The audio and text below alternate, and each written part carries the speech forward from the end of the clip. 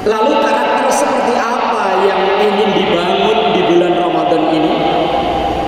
Imam Asy-Syaikh Hasan Al-Banna, beliau menulis satu buku yang sangat fenomenal yang diberi judul Majmu'atul Rasail. Dalam buku Majmu'atul Rasail ini, beliau menuliskan beberapa karakter yang harus kita bangun, termasuk gemblengan di bulan Ramadan ini, yang insya Allah pada kajian subuh berbahagia ini akan saya sampaikan 4 dari karakter yang ditulis oleh Al-Imam Syahid Hasan Al-Banna dalam tulisannya Majmu'atul Rasail. Di antaranya yang pertama yang ingin dibangun dalam kita menjalani gemblengan Ramadan ini adalah salimul aqidah, akidah yang sehat. Karena akidah ini ibarat sebuah konstruksi bangunan. Akidah ini pondasinya. Masjid ini akan berdiri kokoh apabila pondasinya kuat. Maka akidah adalah pondasi dari bangunan karakter seorang muslim, dari setiap kita. Rasul sallallahu alaihi wasallam 13 tahun dakwah beliau dalam periode Mekah. Dalam periode Mekah ini belum ada itu perintah sholat 5 waktu, belum ada. Perintah saum Ramadan belum ada. Perintah zakat fitrah belum ada. Perintah sholat Jumat belum ada. Karena rata-rata ibadah-ibadah ini diperintahkan oleh Allah pada tahun kedua Hijriah. Maka sebelum hijrah 13 tahun beliau berada di Makkah, yang beliau bangun adalah akidah, membangun keyakinan, membangun keimanan dari para sahabat. Maka ayat-ayat yang turun dalam periode Makkah atau biasa disebut ayat Makkiyah selalu mengajak kepada akidah, mengesahkan Allah. Karena ini sesuatu yang sangat vital, sesuatu yang sangat penting. Kalau ibadah kita batal, bisa diganti. Sholat kita batal, bisa kita ulang. Puasa kita batal, bisa kita qadha. Tapi kalau akidah yang batal, berbahaya, bisa rusak Islam kita, bahkan bisa keluar dari agama kita. Maka ayat-ayat yang turun di Makkiyah atau di Mekah yang disebut dengan ayat Makkiyah itu selalu berbicara tentang akidah, mengesahkan Allah Subhanahu wa Ta'ala. Dan biasanya di surat-surat pendek seperti juz 30, juz 29 hampir mayoritas berisi tentang ajakan mengesahkan Allah. Seperti yang sangat masyhur surah Al-Ikhlas, Qul huwallahu ahad, Allahus samad, lam yalid wa lam yulad wa lam yakul lahu kufuwan ahad. Membangun akidah. Begitupun kita dalam membangun generasi kita, anak-anak kita. Sebelum kita kenalkan yang lain, yang kita bangun akidahnya dulu. Maka anak kita yang baru terlahir ke dunia, sebelum anak kita mendengar yang lain-lainnya, yang diperdengarkan terlebih dahulu adalah kalimat thayyibah atau mengesahkan Allah atau dalam rangkaian adzan.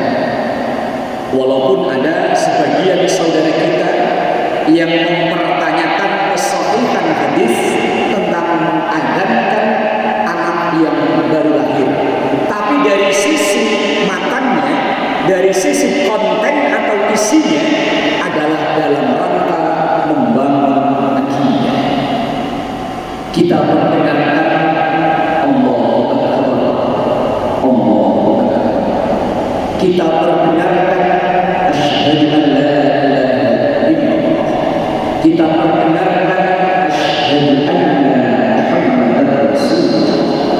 Ini dalam rangka untuk membangun akidah. Karakter yang pertama, salimul akidah, akidah yang sehat. Kemudian yang kedua, karakter yang ingin dibangun dalam ibadah Ramadan adalah sahihul ibadah, ibadah yang benar. Apa itu ibadah yang benar? Pertama, ibadah yang diperintahkan oleh Allah. Yang kedua, ibadah yang dicontohkan oleh Rasul sallallahu alaihi wasallam. Dan secara garis besar, ibadah kita ini terbagi menjadi dua kelompok besar.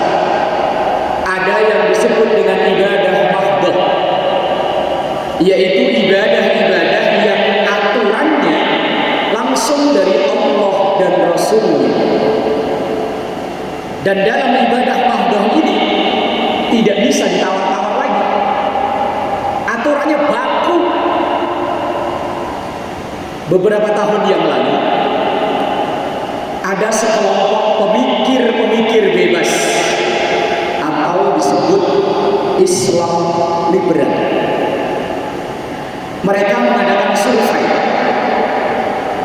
dari umat Islam yang produktif, umat Islam yang usia kerja, terutama yang disurvei ini yang kerja di sektor lapangan, entah kuli bangunan, entah sopir angkot, entah pokoknya yang bekerja di sektor lapangan. Hasil survei mereka mengatakan bahwa mayoritas mereka tidak berpuasa. Dan memang real kita jumpai, apalagi belakang masjid ini terminal. Kalau mungkin kita mau duduk di terminal barang setengah jam saja, kita udah jumpai nuansanya udah bukan kayak Ramadan lagi. Orang makan, orang minum, orang rokok, udah biasa saja. Lah, dari survei mereka mengatakan bahwa mayoritas tidak puasa. Maka mereka membuat kesimpulan, bagaimana kalau aturan puasa itu ditinjau ulang? Yang selama ini kita lakukan, kita berpuasa min tulu'il fajri ila ghurubis syamsi, mulai dari terbit fajar sampai terbenam matahari. Lah mereka yang berpikir bebas mau diubah, bagaimana kalau puasa itu min ghurubis syamsi ila tulu'il fajri, sahurnya azan maghrib, bukannya azan subuh. Tapi lagi-lagi ini ibadah mahdhah, gak bisa ditawar-tawar. Ini ada saudara-saudara kita yang berpikir terlalu bebas. Kemudian ada lagi, pelakunya masih sama, orang yang sama. Beberapa tahun yang lalu, ketika terjadi tragedi Mina, sehingga banyak jamaah haji yang meninggal di terowongan Mina, ini mereka membuat survei lagi, dan hasilnya ya aneh-aneh lagi. Bagaimana kalau Makkah itu buka cabang di masing-masing negara? Jadi Indonesia bikin Ka'bah sendiri, Malaysia bikin sendiri, Brunei bikin sendiri, toh yang disembah juga Allah juga. Kalau hanya ngandelin akal, oh kayaknya yuk iya. Tapi ini ibadah mahdhah, ibadah yang tidak bisa ditawar-tawar, aturannya langsung dari Allah. Subuh 2 rakaat, nggak bisa ditawar. Walaupun kita lagi semangat, wah mumpung Ramadan nih, saya mau 4, nggak bisa. Saya lagi ngantuk, lemes 1 aja, nggak bisa. Ini ibadah mahdhah. Ini orang mulai aneh-aneh. Orang mau tarawih nyanyi dulu, nggak tahu di mana itu kejadiannya. Indonesia Raya, ya nyanyi lah.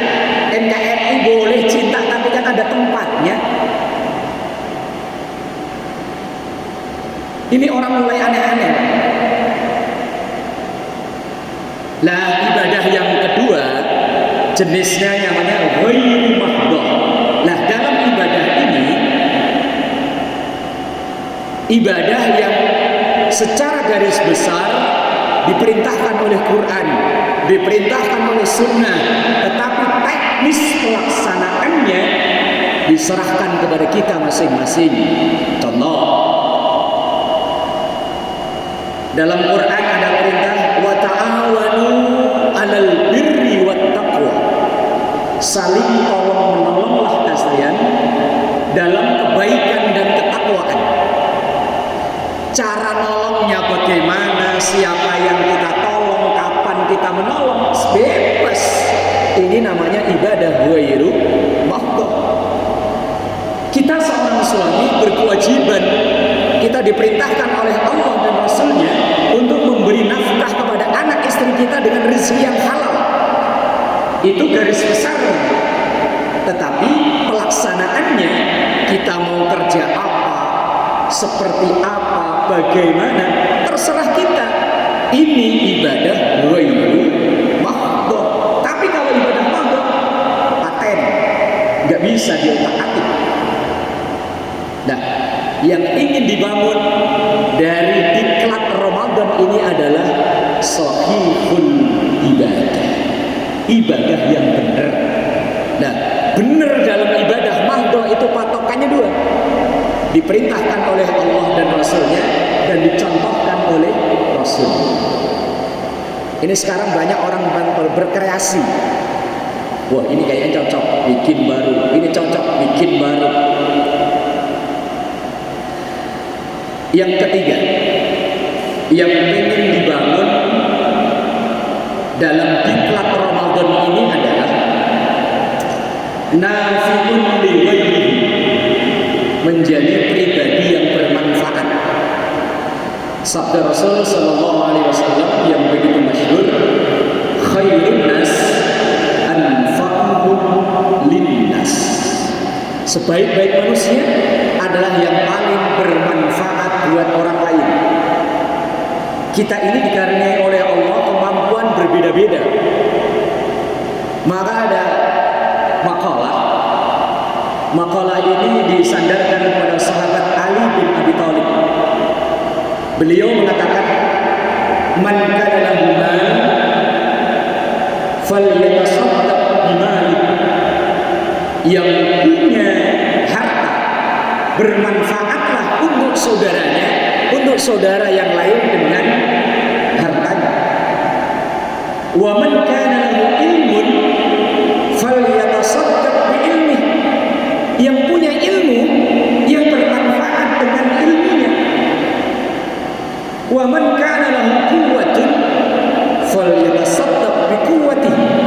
Yang punya skill, punya tenaga, punya keahlian, maka bermanfaatlah dengan skillnya, dengan tenaganya, dengan keahliannya.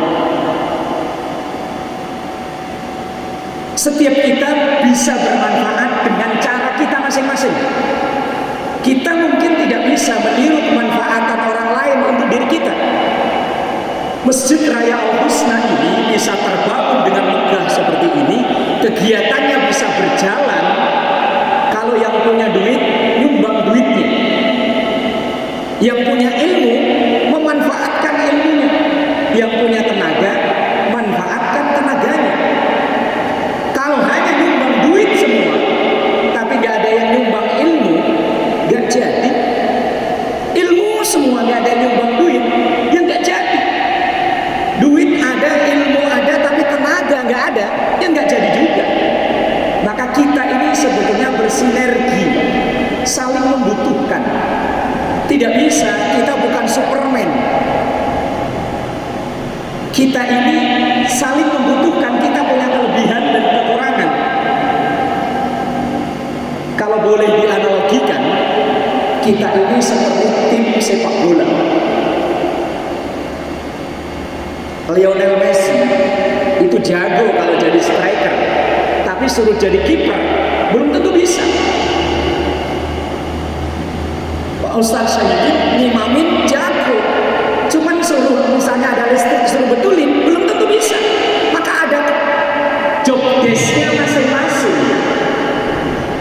Ya udahlah, kalau memang kita diberikan keahlian oleh Allah, ilmu bacaan Quran bagus, imamin.